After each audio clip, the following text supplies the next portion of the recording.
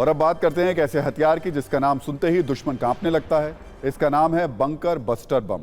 Israel Hamas युद्ध में इसकी चर्चा ने पूरी दुनिया को हिलाकर रख दिया है। ऐसा कहा जा रहा है कि अमेरिका ने इजराइल को बंकर बस्टर बम दिए हैं।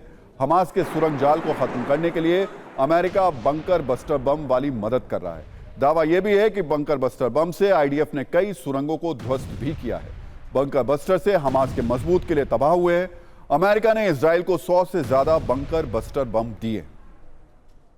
दरअसल हमास ने गाजा की इमारतों के नीचे तहखाने या बंकरों में अपने अड्डे बना रखे हैं। इतना ही नहीं, वियतनाम के गोरिल्ला युद्ध से प्रेरित होकर पूरे गाजा में सुरंगें बना रखी हैं। जहां इनके हथियार रहते हैं, ये छिपते भी हैं। इन्हीं सुरंगों, बंकरों और तहखानों को उड़ाने के लिए इजराइल दाग रहा है ऐसे बम जो सिर्फ मौत और तबाही देते हैं। इस बम का नाम है GBU-72। ये एक अत्याधुनिक 2268 किलोग्राम के वजन का गाइडेड बम है। इसे तहखाने, बंकर या सुरंगों को उड़ाने के लिए बनाया गया है। यह बम पहले जमीन में छेद करता है, फिर कुछ फीट अंदर जाकर विस्फोट करता है। अगर यह किसी इमारत पर गिरे तो उसकी नींव हिला देता है। आपको बता दें, इसको फाइटर जेट के जरिए गिराया जाता है। अमेरिका इस बम को पहले इराक, अफगानिस्तान, सीरिया में इस्तेमाल कर चुका है।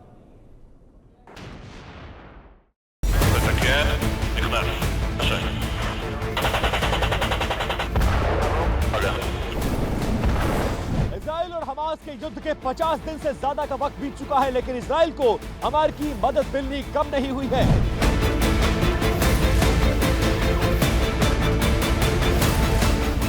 पहले हजारों की तादाद में इजराइल में अमेरिकी सैनिकों की तैनाती और इसके अलावा भूमध्य सागर में 2-2 वॉरशिप, और अब इस युद्ध में हमास की कमर को तोड़ने के लिए बंकर बस्टर बम ने भी अब कहर बचा रखा है। और अमेरिका ने इन बमों को इजराइल को दे दिया है ताकि नॉर्थ गाजा से लेकर साउथ गाजा की धरती पर जो बंकर हैं, जो सबसे बड़ी पनाहगाह बने हुए हैं हमास के, उसको नष्ट कर दिया जाए।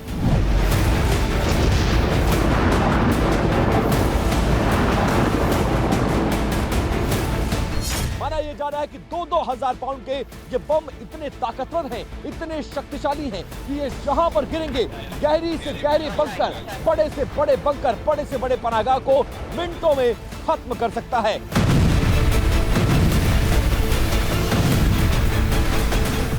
इन बंकर बस्टर बमों के सामने आने के बाद माना जा रहा है कि युद्ध और भी विध्वंसक होगा, और इसके बाद पूरे इस्माइल हानिया से लेकर याह्या सिनवार के कैंप में खलबली मची हुई है, क्योंकि इसके बाद यह माना जा रहा है कि अब किसी भी बंकर में छिपा हुआ कोई कमांडर जो इस युद्ध को लड़ रहा है, अपने लड़ाकों की बदौलत वो बंकर बस्टर बम के आने के बाद नहीं बचेगा।